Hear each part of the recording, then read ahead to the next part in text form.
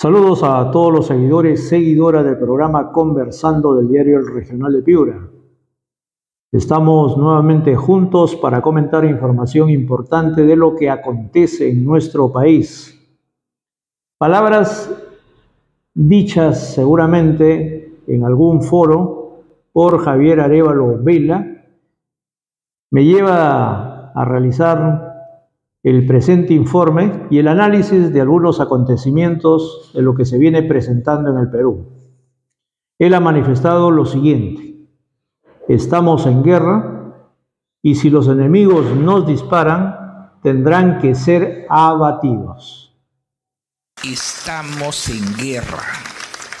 Y si estamos en guerra, los enemigos que nos disparan, que nos atacan, pues son abatidos. Así de sencillo, señores.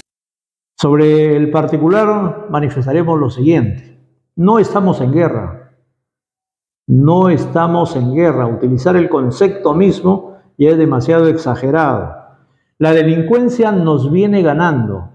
Es la delincuencia violenta y también la de cuello y corbata. Es la delincuencia que extorsiona, es la delincuencia que asesina, pero también son aquellos que, por ejemplo, desde el Congreso de la República mochan sueldos y además aprueban leyes en su propio beneficio. Ese tipo de delincuencia nos viene ganando y corrompiendo todo el Estado peruano. Cuando sucede un hecho violento e interviene la Policía Nacional del Perú, la misión del Policía Nacional del Perú no es abatir al delincuente, no es abatir, no es matar a aquella persona que ha decidido ir al margen de la ley. La misión de la Policía Nacional del Perú es reducir a este sujeto, capturarlo y ponerlo a disposición de la justicia. Por lo tanto, señor Javier Arévalo Vela, no estamos en guerra. Estamos jodidos, sí, como Estado y como sociedad, y lo vamos a comentar en esta parte de nuestro comentario de Conversando del diario El Regional de Piura. Estamos más que en guerra, estamos en una crisis política. Y una crisis política que ha devenido después de la caída de Pedro Castillo Terrones. Estos señores que ahora están gobernando, que ahora detentan el poder, hicieron la vida imposible para llevarlo a errores a Pedro Castillo Terrones, quitarle el gobierno, empoderar a una mujer que es su súbdita, su marioneta, sumisa a ellos para hacer lo que se les antoja. Estamos, por lo tanto, en una crisis política de la cual no quieren ellos salir porque pretenden acomodar todo el aparato estatal con fines de dar continuidad a este régimen híbrido en el cual estamos inmersos. Comentaremos, por ejemplo, algunas informaciones que merecen destacarse, ¿no? Se establece como imputados a los menores de edad. La recientemente juramentada fiscal de la Nación ha manifestado que, por ejemplo, ese proyecto de ley será analizado, porque no se trata de penalizar a menores de edad, sino de adoptar otras estrategias que el Estado peruano debe garantizar para que todos aquellos adolescentes sigan el camino del bien. 6 y 18 años, bueno, también considero que estamos a tiempo. Vamos a evaluar, a conversar con las personas encargadas de impulsar esta propuesta legislativa, porque se tiene que hacer un estudio científico, un estudio antropológico, un estudio muy profundo respecto de si es conveniente o no penalizar a los menores de edad de ese rango, pero tenemos que hacer un estudio conjunto. Se protege a Dina Boluarte.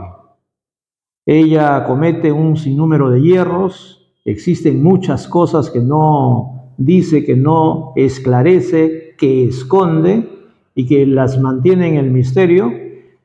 Presentan ante el Congreso de la República un pedido para que se nombre una comisión investigadora y el Congreso de la República, a través del Pleno, por supuesto, decide no admitir ese pedido. Por lo tanto, se protege a Dina Boluarte. Se encierra a periodistas para evitar que se le haga preguntas a Dina Boluarte o a cualquier funcionario que no quiere ser incomodado. Sucedió recientemente en una actividad. Dina Boluarte, lógicamente por disposición a la Policía Nacional procedió a establecer un cerco e impedir que los periodistas se acerquen a la ahora respingada presidenta de la República, Dina Boluarte. Se decide suspender las clases en Lima y el Callao y también en otras partes, o sea, del país, tipo Piura, por ejemplo. En Piura se ha decidido que hayan clases virtuales por crisis hídrica, cuando en realidad en los colegios, en las instituciones educativas, regularmente no tienen agua y ellos encuentran las formas y los modos de resolver ese tipo de problema. En Lima es por la situación del Foro de Cooperación Económica Asia-Pacífico que está prevista para la semana siguiente.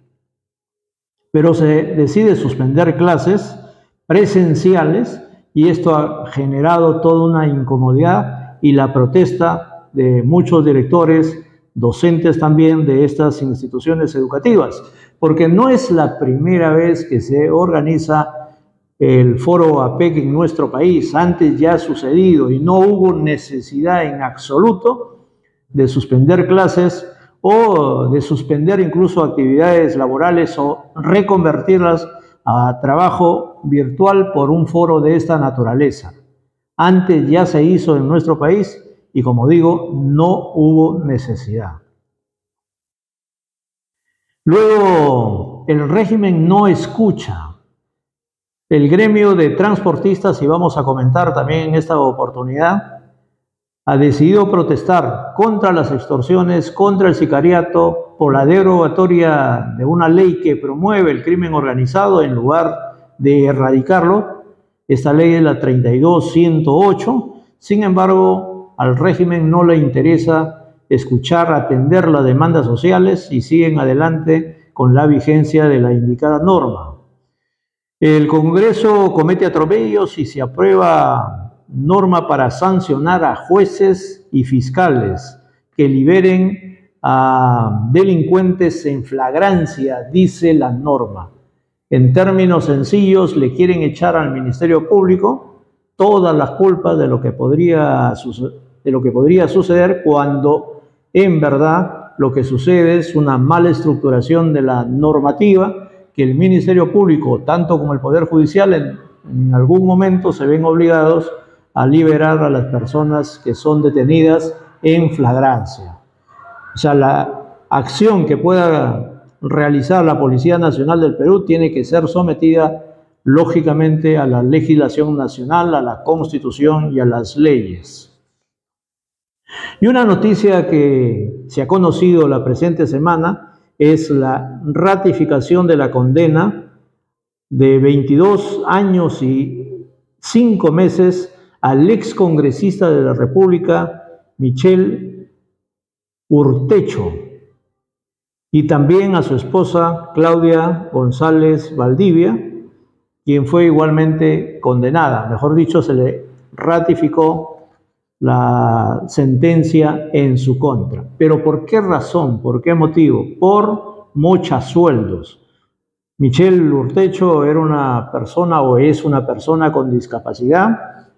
Cuando fue congresista, no dudó en absoluto en recortar los sueldos de sus trabajadores y llevarlos a su beneficio.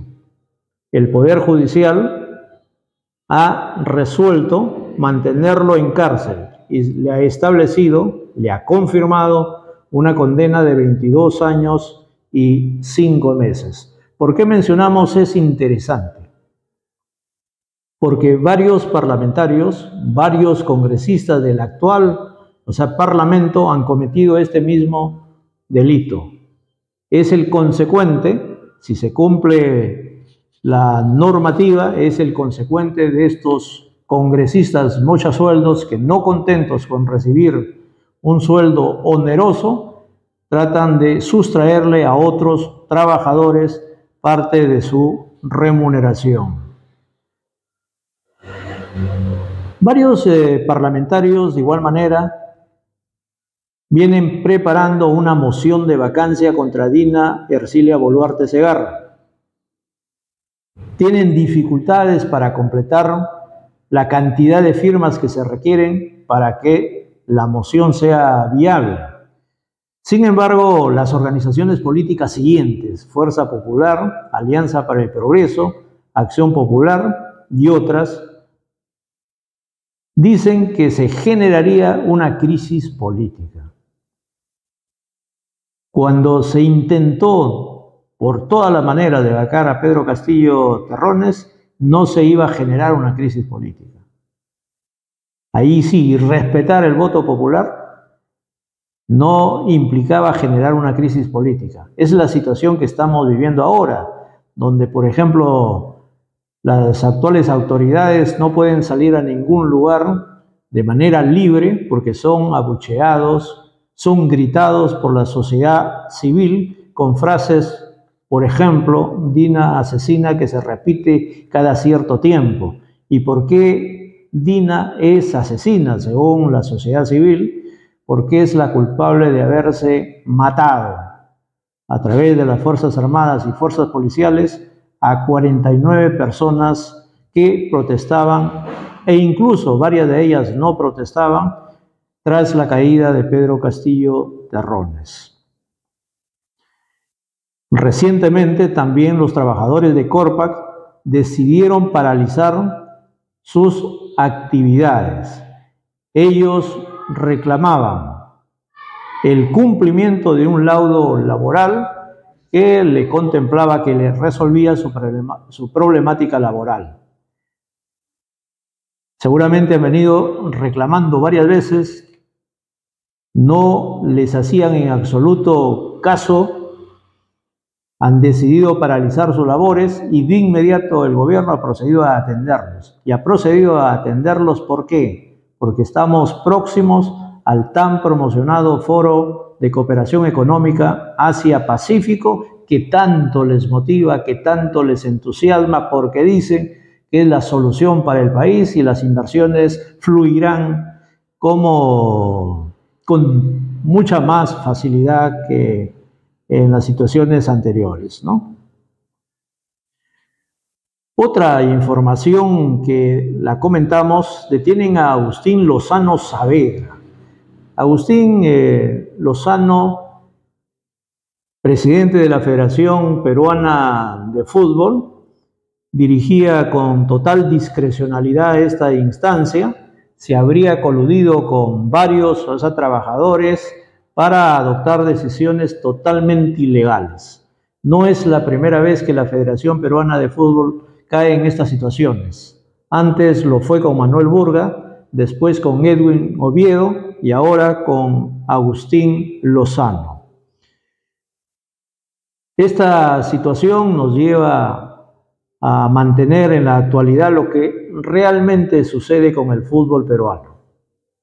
Un equipo que tiene que jugar un partido esta semana, la próxima semana, y que sin embargo no tiene la normalidad que se quisiera, la tranquilidad para que pueda enfrentar este cotejo y seguir sumando en su búsqueda de llegar a un mundial.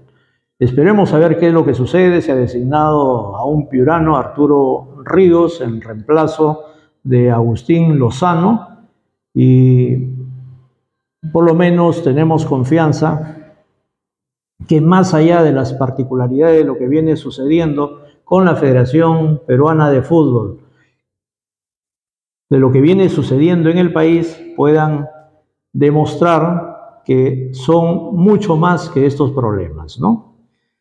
Y también, se promueve una norma para generar impunidad.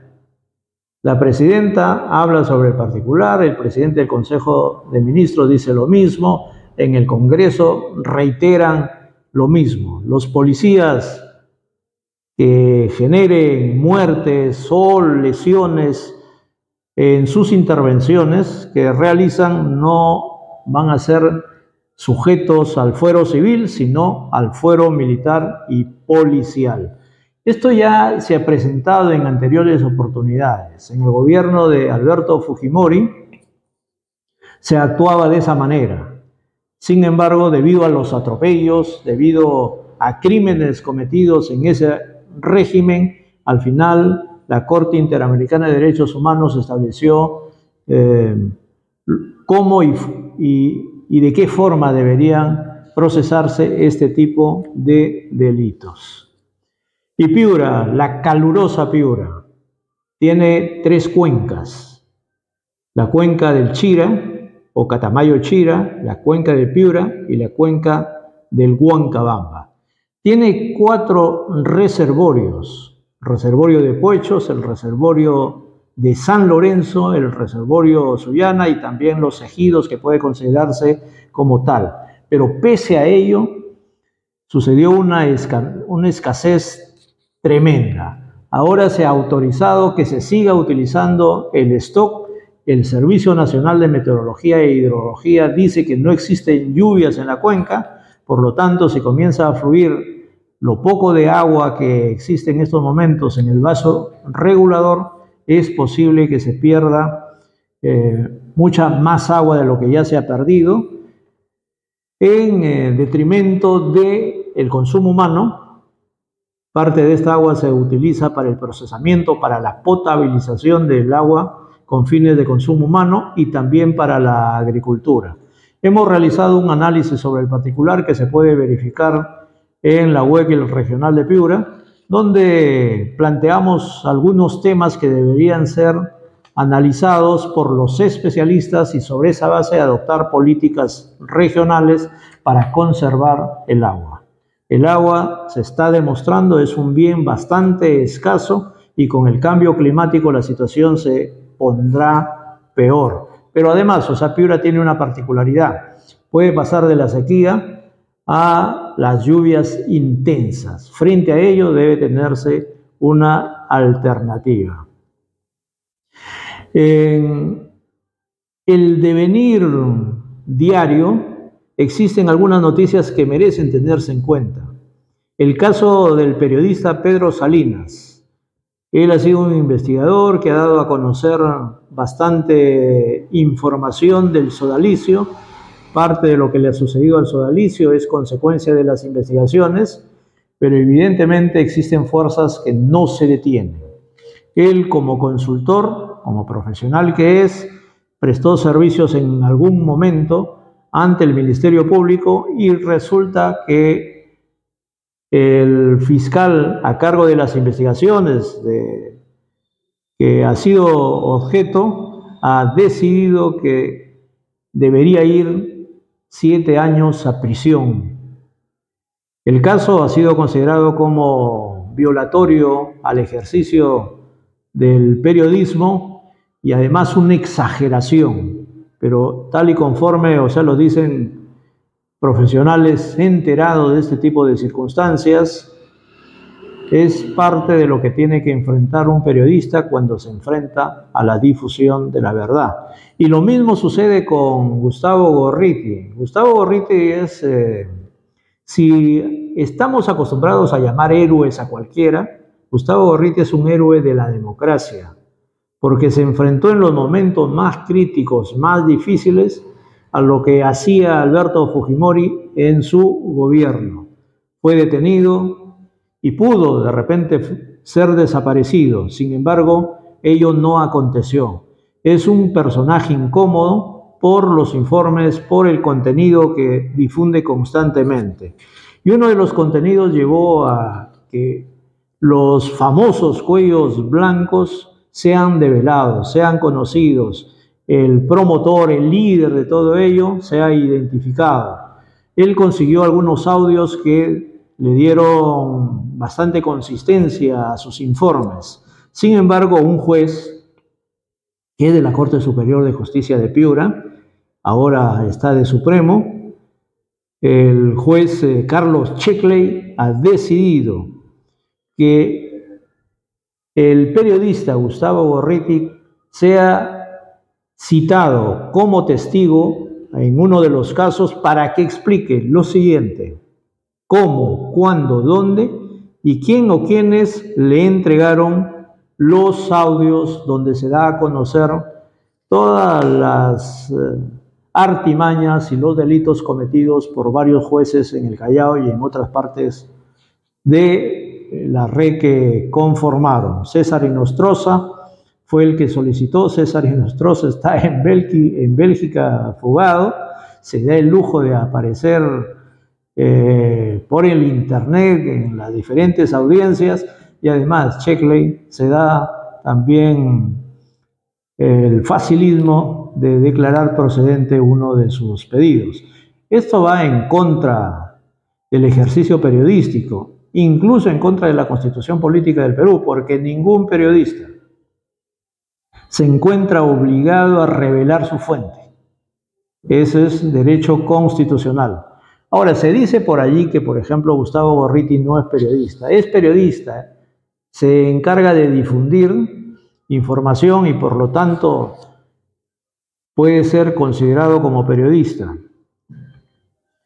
Y asumió como fiscal de la Nación Delia Milagros Espinosa Valenzuela, fiscal suprema, que cuando fue nombrada como tal por la Junta Nacional de Justicia, la fiscal de aquel entonces, Patricia Benavides, decidió enviarla al Jurado Nacional de Elecciones. Fiscales supremos son bastante pocos por la falta de presupuesto, dicen en algún momento, y seguramente que es así.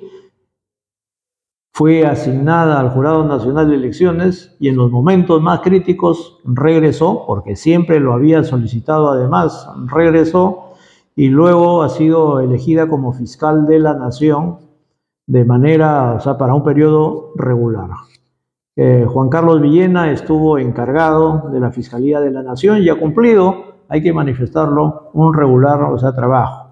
Pero lo que enfrentará Delia Milagros Espinosa Valenzuela, sin duda que es un reto mayor, porque tiene como enemigo al Congreso de la República, que quisiera dominar también al Ministerio Público y evitar las diversas investigaciones que tiene en contra de parlamentarios. Pero ella ha manifestado lo siguiente, que defenderá la legalidad y que además de ello no aceptará injerencias de ninguna naturaleza, y se ha planteado un plan de trabajo que pretende cumplir. Ella juramentó el último viernes y tuvo la oportunidad de dar declaraciones y comunicarse con la población en general, y ha manifestado, esto es interesante, que mantendrá una política de puertas abiertas para con los periodistas, para con los medios de comunicación, y ellos se enteren del qué hacer del Ministerio Público, ¿no? También, o sea, dio algunas precisiones respecto a la acusación que le viene haciendo constantemente el Poder Ejecutivo al Ministerio Público respecto a las capturas por flagrancia. Y el gremio de transportistas, un dolor de cabeza para el actual gobierno. El gremio de transportistas de Lima, el Callao y también, o sea, muchos de ellos de dimensión nacional, han decidido paralizar el país los días 13, 14 y 15 de noviembre. Es la cuarta paralización. En la primera oportunidad su planteamiento fueron los mismos. En la segunda oportunidad, aunque se le pretendió obstaculizar, por ejemplo, haciendo una exhibición tremenda de personal, o sea, policial y militar, ellos siguieron adelante, organizaron su protesta y luego repitieron esta protesta con igual éxito. La población en general está cansada. Está cansada porque este gobierno no representa a nadie. Ellos vienen promocionando además el paro nacional en Lima, Callao, Arequipa, Cusco, Puno, Juliaca, Purima, Abancay, Trujillo, Piura, se han congregado a estos lugares para difundir y para solicitar el respaldo y el apoyo de mayor cantidad de organizaciones que le digan al gobierno, primero, que debe de acabar con los extorsionadores, segundo, que acabe con los sicarios que cada cierto tiempo hacen lo que se les antoja en Lima y en otras partes del país, que el Congreso de la República deje sin efecto la ley que promueve el crimen organizado y que solamente buscaría favorecerse ellos en los procesos que tienen, y además tienen una expresión que es necesario detallarla. Los traidores no son ellos, porque se les ha pretendido manifestar que son traidores a la patria, porque han decidido hacer coincidir su medida de fuerza, el paro nacional, con el Foro de Cooperación Económica Asia-Pacífico, que también, será en los mismos días. Y les han dicho traidores a la patria, pero ellos han manifestado que han reiterado sus pedidos y que en ningún momento han sido atendidos. Al contrario, pretenden quebrar el paro llamando a otras organizaciones menos representativas y los hacen firmar comprometiéndose que van a respaldar el foro APEC. También han invitado a los gobernadores. Los gobernadores son funcionarios muy prestos a apoyar a una autoridad de dimensión nacional porque saben que ahí está el presupuesto. Y cuando les hablan de presupuesto, los gobernadores son todos unidad. Y eso es lo que ha sucedido en los últimos días. Los gobernadores han dado su respaldo a la organización del Foro de Cooperación Económica Asia-Pacífico. ¿Y quién no le daría? Es un evento global que convoca 21 economías. No es la primera vez que se organiza en el país, esto ya lo venimos repitiendo.